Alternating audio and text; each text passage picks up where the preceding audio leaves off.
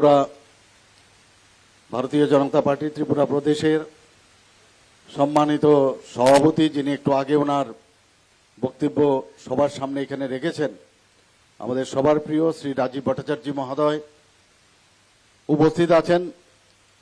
আমাদের আসাম এবং ত্রিপুরার সংগঠন মহামন্ত্রী শ্রী রবীন্দ্র রাজুজি এখানে উপস্থিত আছেন। আমাদের ত্রিপুরা প্রদেশ বিজেপির মাননীয় সহসভাপতি এবং ইনচার্জ পৃষ্ঠা প্রমুখের সারা ত্রিপুরার এবং প্রাক্তন বিধায়ক শ্রী সুবল ভৌমিক মহোদয়, এবং যার আহ্বানে আমরা এখানে এলাম, এই এলাকার জনপ্রিয় বিধায়ক তথা আমাদের পবিত্র বিধানসভার চিফ হুইপ শ্রীমতী কল্যাণী রায় মহাদয়া আমাদের মাঝে উপস্থিত আছেন। ত্রিপুরা প্রদেশ বিজেপির মাননীয় সাধারণ সম্পাদক শ্রী অমিত রক্ষিত মহোদয়, তাছাড়া পৃষ্ঠা প্রমুখের যিনি কো ইনচার্জ, বহু পুরনো আমাদের ভারতীয় জনতা পার্টির সাথে জড়িয়ে রয়েছেন শ্রী সুভাষ সরকার মহোদয়, এবং যার সভাপতিত্বে আজকের এই পৃষ্ঠা প্রমুখ সম্মেলন, এই তেলিয়ামুড়া মণ্ডলের মাননীয় সভাপতি শ্রী রঞ্জিত সূত্রধর মহোদয়, এখানে বিভিন্ন জনপ্রতিনিধিরা উপস্থিত আছেন, এবং যাদের জন্য আজকের এই সম্মেলন, আমার প্রিয় পৃষ্ঠা প্রমুখ ভাই ও বোনেরা এবং মিডিয়া বন্ধুরা, সবাইকে আমি হার্দিক অভিনন্দন ও শুভেচ্ছা জানাচ্ছি। আজকে এখানে বিস্তারিত আলোচনা করেছেন। আপনারা সবাই জানেন যে আমাদের এখানে দুটো আসন সংখ্যা আছে লোকসভার, তো তার জন্য যে দিনক্ষণ স্থির হয়েছে, একটা হচ্ছে 19শে এপ্রিল পশ্চিম আসনের, আর আপনাদের যে পূর্ব আসনের দিনক্ষণ ঠিক হয়েছে 26শে এপ্রিল। এটাকে সামনে রেখে আমরা অনেক আগের থেকে আমরা কাজকর্ম শুরু করেছি। ইলেকশন কমিশন অফ ইন্ডিয়ার ঘোষণার আগে আমরা কাজকর্ম শুরু করেছি। ভারতীয় জনতা পার্টির সমস্ত সৈনিক যারা আছেন তারা কিন্তু 365 দিনই কাজ করেন। আমরা সবাই কিন্তু সবসময় কাজ করি, এবং মাননীয় প্রধানমন্ত্রীজি এবার কার্যকারিণীর বৈঠকে যেটা আমাদের মাননীয় সভাপতিজি বলেছেন, এখানে উনি বলেছেন যে 370 আমাদের ভারতীয় জনতা পার্টির, এবার সারা ভারতবর্ষে আমাদের 303 আসন সংখ্যা ছিল, এবার আমাদের টার্গেট হচ্ছে 370। এটা কেন রাখলেন উনি খুলাসা করে সেখানে বলেছেন যে 370 ধারা জম্মু অ্যান্ড কাশ্মীরের আবার তাদের স্বাধীনতা ফেরত দেওয়ার জন্য উনার এই যে 370 ধারা অ্যাবলিশ করেছেন, তাকে সম্মান জানানোর জন্য এই 370 যে টার্গেট রেখেছেন। শুধু তাই নয়, উনি বললেন যে আমাদের যারা অ্যালাইড, যারা আমাদের সাথে যুক্ত আছে ইন্ডিয়াতে, তাদেরকে নিয়ে আমাদের 400 পার হতে হবে। আমি এখানে খালি বলতে থাকবো, আপনারা খালি বলবেন 400 পার। কতগুলো স্লোগান, বিকশিত ভারতের জন্য, বিকশিত ত্রিপুরার জন্য, নারী শক্তির অধিকার রক্ষার জন্য, হর ঘর জলের জন্য, গরিবি কম করার জন্য, কৃষকদের উন্নতির জন্য, যুবকদের কর্মসংস্থানের জন্য, আপ কি বার। সবাইকে অসংখ্য ধন্যবাদ। দেখুন, আমরা ভারতীয় জনতা পার্টির সবাই আমরা এক একজন সৈনিক। এখানে আমি সুবল বাবুকে ধন্যবাদ দেব যে আমাদের আগে পৃষ্ঠা প্রমুখের প্রায় 42,000 আমাদের পৃষ্ঠা প্রমুখ ছিল সারা ত্রিপুরাতে। এবার উনি জানালেন প্রায় 66,000, 42,000 থেকে 66,000 প্রায় পৃষ্ঠা প্রমুখ হয়েছে। আমি পৃষ্ঠা প্রমুখের ইনচার্জ ছিলাম, আমি জানি যে কিভাবে পৃষ্ঠা প্রমুখ তাদের কাজ কিভাবে করতে হয় এবং কিভাবে প্রতিটা বাড়িতে যেতে হয়। আমরা এ বি সি, আপনারা সবাই জানেন যে আমরা যে আমাদের দলের কারা আছেন, আমাদের সমর্থক কারা আছেন, কারা আমাদের ভোট দিতে পারবেন, যাদের সন্দেহ আছে তারা তাদের মার্ক করা, যারা অপোজিশনে আছে তাদের মার্ক করা, এগুলো আপনারা নিশ্চয়ই করেছেন। কিন্তু আমি আবার বলবো যে এর মধ্যে সরকারে থাকার ফলে যে জোশটা সরকার না থাকার সময় ছিল, এর মধ্যে কিছুটা খানিকটা হলেও একটু কম। সেটাকে আমরা বলবো যে আরেকটু তার মধ্যে যেন জৌলস আসে, সেই ব্যবস্থাটা আপনারা করবেন। সেই মনের থেকে আপনারা নিশ্চয়ই যাবেন। মাননীয় প্রধানমন্ত্রীজির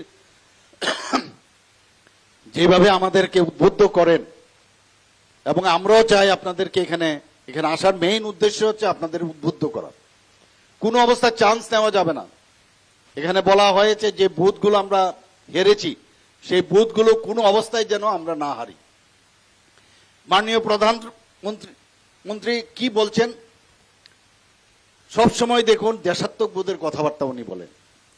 উনি কি বলছেন, মেরে মাটি মেরা দেশ, মেরা মাটি মেরা দেশ। আপনারা এখানে যারা আছেন সবাই নিশ্চয়ই পঞ্চায়েত স্তর থেকে আরম্ভ করে সব জায়গার এই মাটি, আমাদের বিভিন্ন যেসব নগর পঞ্চায়েত বা মিউনিসিপ্যালিটি, আগরতলা মিউনিসিপাল কর্পোরেশন, সব জায়গার থেকে, ভিসি থেকে, সব জায়গার থেকে এই মাটি নিয়ে আমরা দিল্লিতে কর্তব্য পথে নিয়ে গেছি।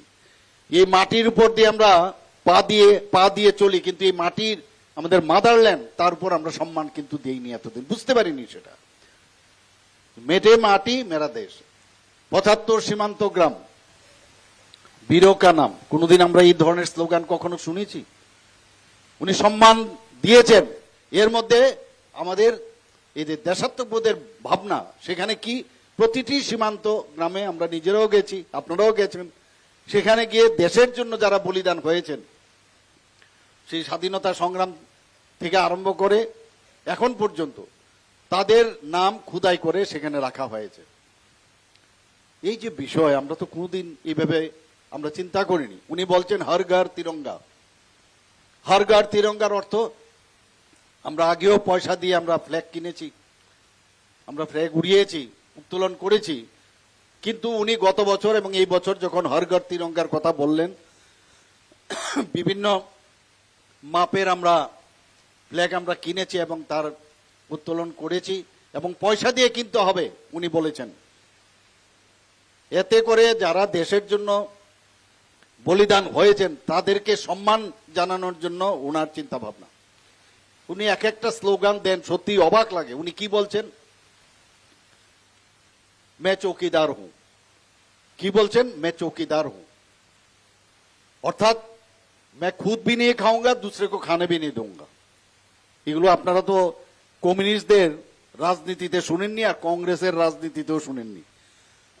কারণ ওদের এটা বলতেও পারবে না, কারণ ওরা নিজেরাই এই বিষয়ে কিন্তু রপ্ত, কাজে বলবে কি করে। তো সেই দিশায় আজকে দেশ চলছে, একটা ট্রান্সপারেন্সির সরকার আজকে কেন্দ্রে চলছে।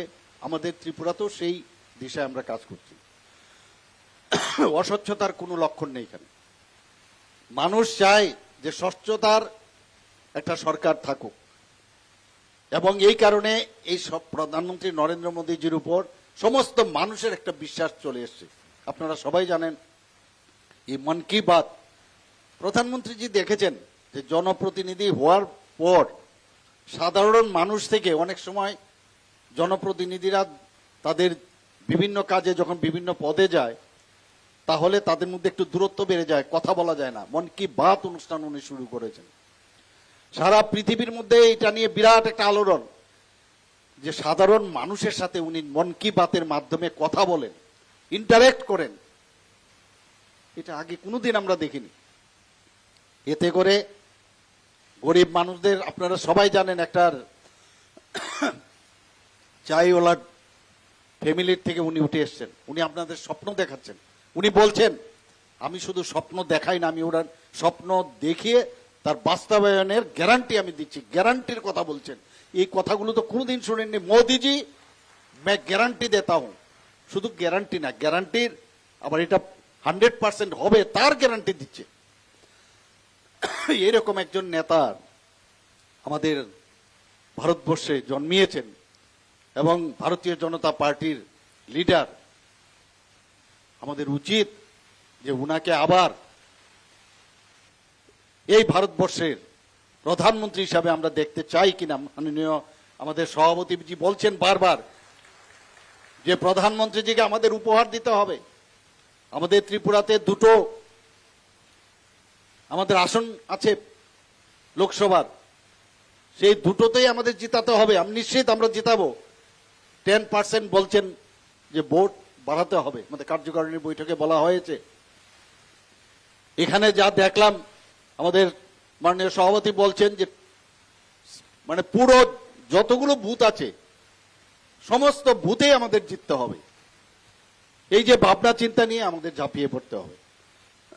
2018-র আগে আমরা কোনোদিন ভাবিনি যে কোনোদিন এই ধরনের একটা জগদ্দল পাথরকে আমরা সরাতে পারবো, কোনোদিন আমরাও ভাবিনি। আমরা সবাই দৌড়েছি এদিক সেদিক, একটা জুনুন নিয়ে আমরা দৌড়িয়েছি, কিন্তু সেটা সম্ভব হয়েছে একমাত্র মাননীয় প্রধানমন্ত্রীজির কারণে। এবং তৎকালীন সময়ে সর্বভারতীয় সভাপতি কে ছিলেন? অমিত শাহজি। উনার নেতৃত্বে যেভাবে আমাদের দুইজন লিডারের নেতৃত্বে এবং এখানে যারা পৃষ্ঠা প্রমুখরা যারা আছেন সবাই মিলে আমরা সবাই যখন কাজ করলাম, তারপরে সেটা সম্ভব হয়েছে। যখন পৃষ্ঠা প্রমুখের কাজ চলছিল, পৃষ্ঠা প্রমুখের আরো দুটো নাম আছে, পেজ প্রমুখ, পান্না প্রমুখ। সিপিএম এর এতদিন এলসিডিসি সবই বলতো, বলে এটা আবার কি আনলো পৃষ্ঠা প্রমুখ, এটা আবার কি? বুঝতে বুঝতে কেল্লাফ হতে, বুঝতে বুঝতেই কেল্লাফ হতে। আমাকে অনেক লোক এসে জিজ্ঞেস করতো এটা আবার কি। অনেকে এসে বলতো বিস্তারক কি, বিস্তারকটা কি। আমি বললাম আসো ভারতীয় জনতা পার্টিতে জয়েন করবো, তারপর বুঝতে পারবে বিস্তারক কি। প্রবাস, প্রবাস নিবাস, এইসব শব্দ তো কোনোদিন আমরা শুনিনি ভারতীয় জনতা পার্টিতে। শুধু গেলে চলবে না, ওখানে থাকতে হবে। এই যে একটা সমর্পণের ভাবনা নিয়ে আমাদের ভারতীয় জনতা পার্টি পণ্ডিত দীনদয়ালজির চিন্তা ভাবনা চলে, এখানে পাওয়ার আশায় যদি কেউ মনে করে যে আমি পেয়ে যাব আর পাওয়ার জন্য রাজনীতি করব, তাহলে মূর্খের স্বর্গে বাস করে। কাজ করতে হবে, দেশের জন্য কাজ করতে হবে। এবং আমাদের কাছে এক একজন লিজেন্ড আছে আমাদের। ডক্টর শ্যামাপ্রসাদ মুখার্জির মতো লোক, উনি যদি ভাবতেন 33 বছর বয়সে উনি ক্যালকাটা ইউনিভার্সিটির ভাইস চ্যান্সেলর ছিলেন, ভাবা যায় কোনোদিন? উনি যদি ভাবতেন যে আমি আইএস জীবনযাপন করব, এই 370 ধারা একমাত্র তার প্রতিবাদ করেছিলেন যে একই দেশে এক নিশান, এক প্রধান, এক বিধান থাকতে হবে। এই যে বিষয়টা, দুটো থাকতে পারবে না, তার জন্য উনি বলিদান হয়েছেন। এরকম নেতা হচ্ছে আমাদের ভারতীয় জনতা পার্টির, এর পূর্বে জনসংঘ নামে পরিচিত ছিল। এখানে যারাই আছেন আমি বলবো যে প্রতিটি কথার কিন্তু ইম্পর্টেন্ট আছে। আমরা ওই লাল আর ওই যে কংগ্রেসের যে অশুভ শক্তি ইন্ডিয়া ছিল, এখন এত চলে গেছে, এখন ইন্ডি বলছে। ইন্ডি আস্তে আস্তে করে, আরো আস্তে আস্তে করে অনেক অক্ষরগুলো আস্তে আস্তে ক্ষয়ে যাবে। আমার দুঃখ লাগে যে কংগ্রেসের ঘর থেকে এখন সিপিএম এর ফ্ল্যাগ বেরোয়, আর সিপিএম এর ফ্ল্যাগ থেকে কংগ্রেসের ফ্ল্যাগ বেরোয়। আপনারা ভাবুন তো, এই তেলিয়ামোড়াতে কত খুন হয়েছে, এই তেলিয়ামোড়াতে কত অগ্নিসংযোগ হয়েছে, কত দর্শন হয়েছে সারা ত্রিপুরাতে। আর ইলেকশনের পরেই আমরা দেখতাম সাইরেনের আওয়াজ। এগুলো তো আমাদের দেখা একটা আতঙ্কের পরিবেশ। 2023-এ আমরা কি করলাম? বারবার বললাম যে কোনো অবস্থায় আমরা যে কালচার ওনারা তৈরি করে গেছেন সেই কালচারে আমরা নির্বাচন করব না।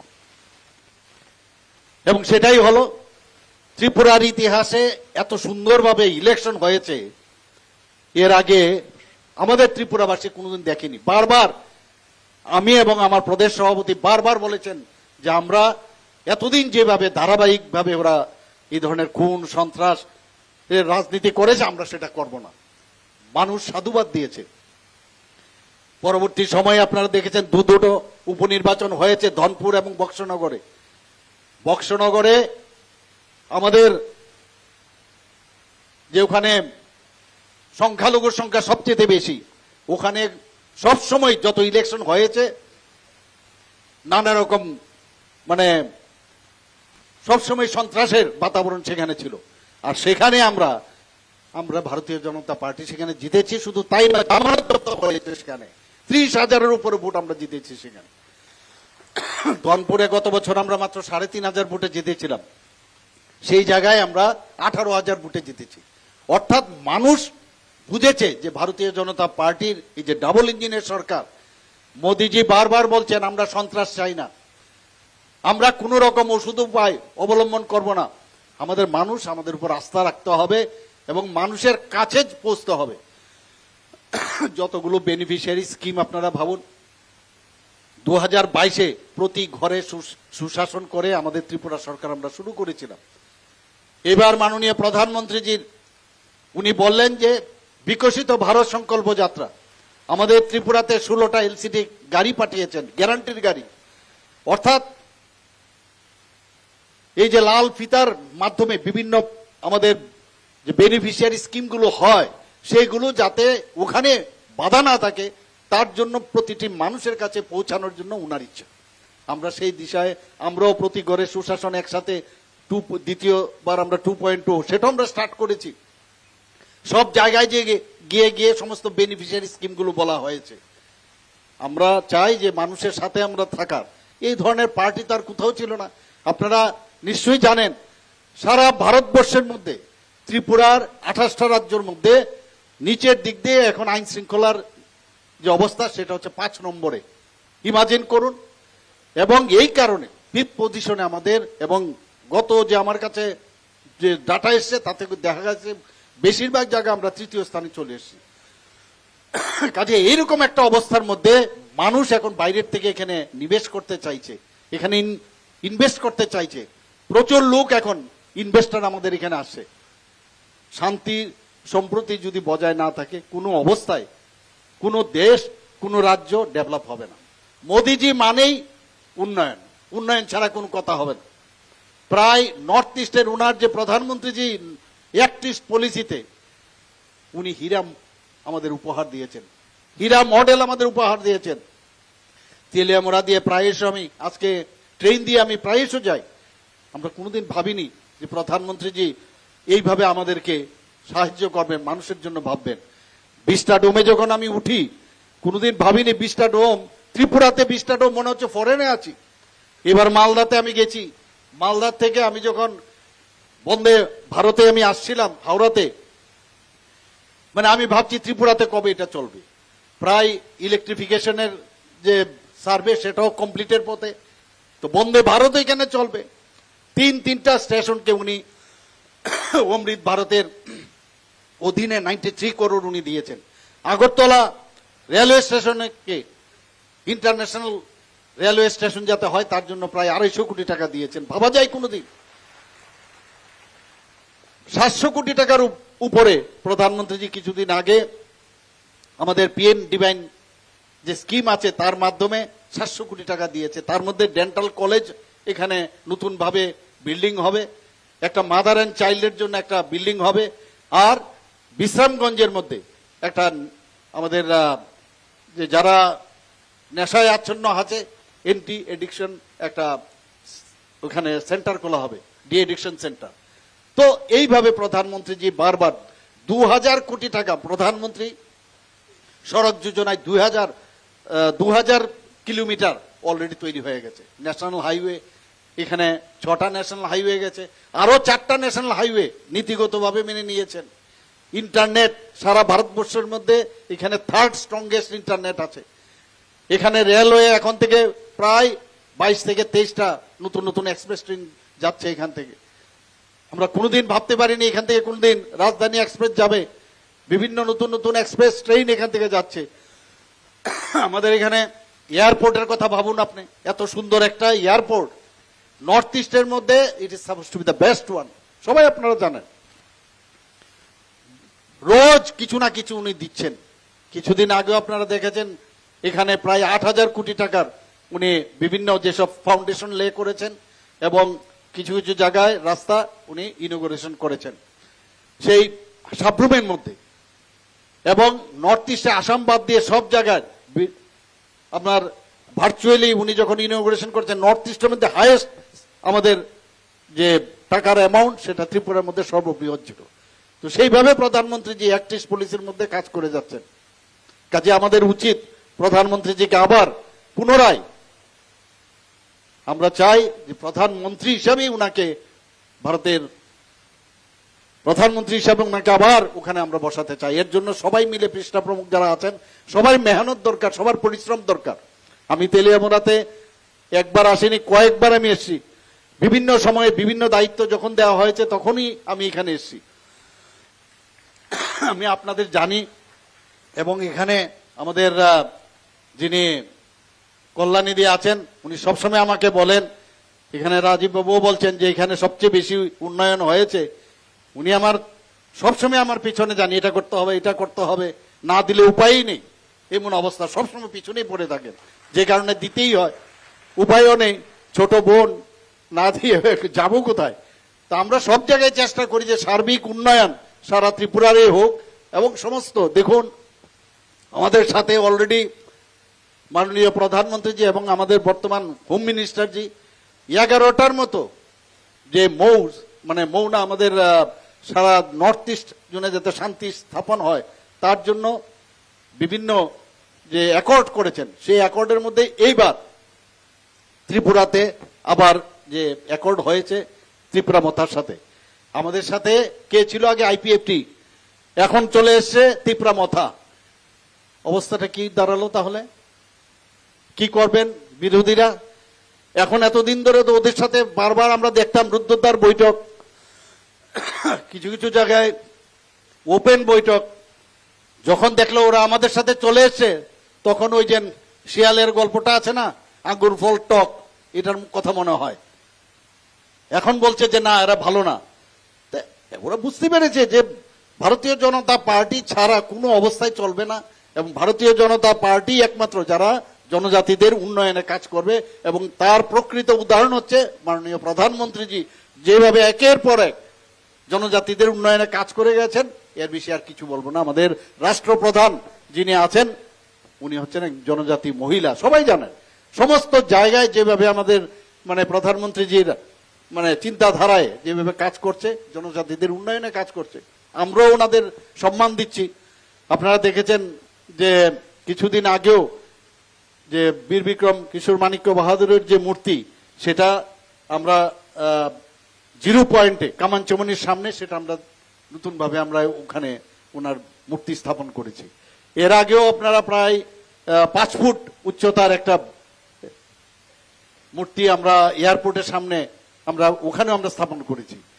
আমরা ওনার জন্মদিন 19শে আগস্ট সেটাকে ছুটির দিন আমরা ঘোষণা করেছি। গড়িয়া পূজার একদিনের ছুটির জায়গায় আমরা 2 দিন করিয়েছি। বিভিন্ন জায়গায় আমরা চেষ্টা করেছি। যারা এখন পর্যন্ত যারা পদ্মশ্রী পেয়েছে, শুধু জনজাতিদের পদ্মশ্রী দেওয়া হয়েছে একের পর এক 2019 থেকে এই লাস্ট অবধি।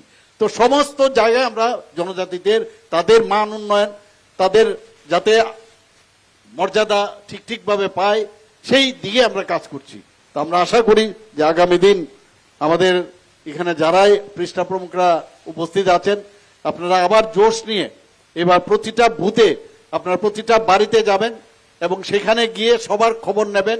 এবং আমি নিশ্চিত যে প্রধানমন্ত্রীজি যেভাবে গরিব মানুষদের জন্য কাজ করেছে, আমাদের ত্রিপুরা সরকার যেভাবে কাজ করেছে, আপনারা ভাবুন তো একবার 3% আমাদের সরকার আসার পর দিয়ে দেওয়া হয়েছে। এখন আমরা তারপরে কত দিলাম? 5% দিলাম আমি। 5%-এর পর আবার দিলাম আমি 12%। 12%-এর পরে এক লাফে আবার আমরা টোটাল এখন অব্দি 25% আমরা দিলাম। তো আমরা সমস্ত যারা কর্মচারী হোক, গরিব মানুষেরই হোক, ভাতার কথা 33টা আমাদের ভাতা আছে আমাদের ত্রিপুরা সরকারের। এর মধ্যে আমরা 2000 টাকা করে ভাতা দিচ্ছি গরিব মানুষদের জন্য। সেই কথাগুলো যখন আমরা অল ইন্ডিয়া বেসিসে কথা হয়, ওনারা বলছেন যে এটা কি করে সম্ভব? 2000 টাকা করে ভাতা কোথাও দেওয়া হয় না, ভারতবর্ষের আর কোথাও না, একমাত্র সেটা ত্রিপুরাতেই দেওয়া হয়।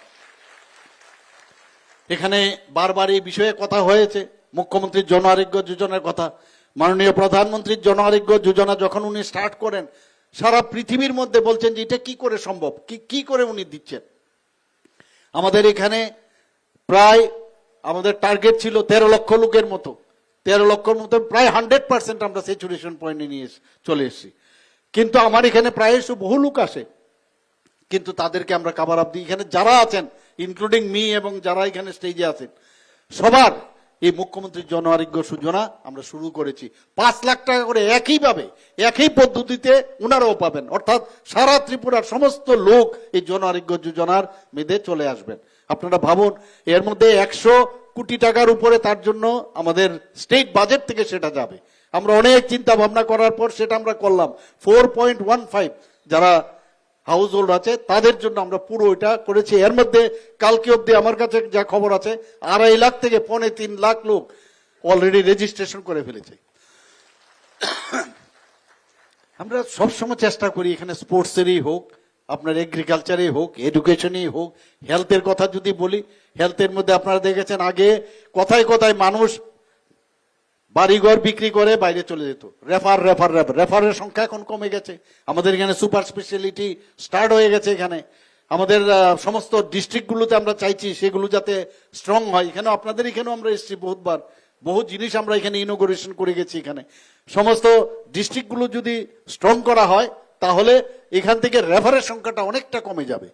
আমরা অলরেডি ট্রমা সেন্টার সাউথে আমরা করেছি, শান্তির বাজারে একটা, আমাদের গোমতী জেলাতে করেছি, আগরতলায় করেছি, আমবাসায় করেছি, কিছুদিনের মধ্যে ধর্মনগরে করব, অর্থাৎ এবং কার্ডিয়াক কেয়ার সেন্টার একটা করেছি আমবাসার মধ্যে।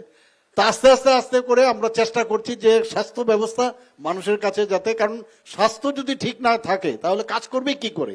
এডুকেশনের দিক দিয়ে 125টা আপনারা জানেন যে বিদ্যাজ্যোতি স্কুল আমরা করেছি। সমস্ত জায়গায় আমরা বিভিন্ন স্কিমের মাধ্যমে একটার পর একটা, খেলাধুলাতে বিভিন্ন জায়গায় আপনারা দেখেছেন টার্ফ যে কোর্ট ফুটবল গ্রাউন্ড সেটা আমরা করেছি, সিনথেটিক টার্ফ। তো চারিদিকে আমরা ট্র্যাক করছি, সুইমিং পুল করছি, সব জায়গায় সমস্ত ডিপার্টমেন্টে।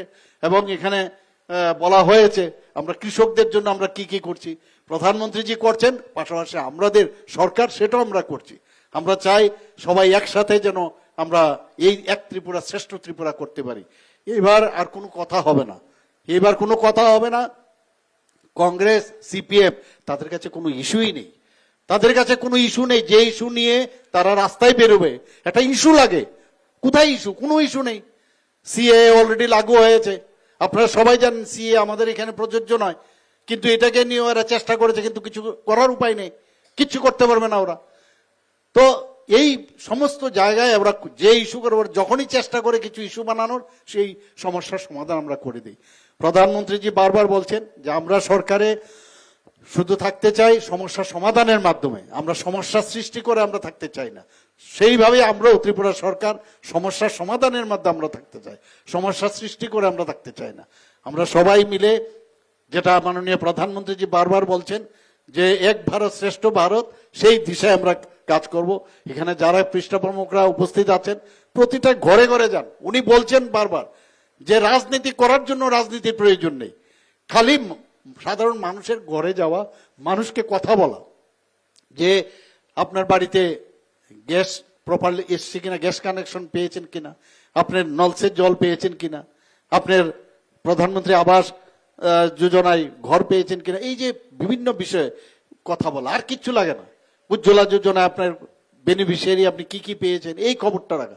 শুনলাম মাসিমা আপনার বাড়ির মধ্যে মাসিমার শরীর ভালো না, মেসমশাইয়ের শরীর ভালো না, সেই খবরটা নেওয়া। এর মধ্যে বড় রাজনীতি আর কিচ্ছু হয় না। শুধু এই জিনিসগুলো নিয়ে মানুষের কাছে যান, আর এমনিতেই চলে আসবে ভারতীয় জনতা পার্টির যে ভোট জন্য আপনি যখন যাবেন তখন আর বেশি পরিশ্রম করতে লাগবে না। আমি আশা করি যে আজকের এই পৃষ্ঠা প্রমুখ যে সম্মেলন, সেই সম্মেলন সেটা যে এখান থেকে আমরা যে প্রতিজ্ঞা নিয়ে আমরা এখান থেকে যাব, এখন থেকে সেটা ঝাঁপিয়ে পড়বো। এবং आने वाले दिन हम लोग दोनों सीट में हम लोग जरूर जीतेंगे, ये वादा करना चाहिए। और আমাদের যে এই আপনাদের এই আসনের আমাদের কে ক্যান্ডিডেট, মহারানী কৃতি সিং দেববর্মা, উনাকে অবশ্যই বিপুল ভোট আমাদের জয়যুক্ত করতে হবে এবং প্রধানমন্ত্রীজির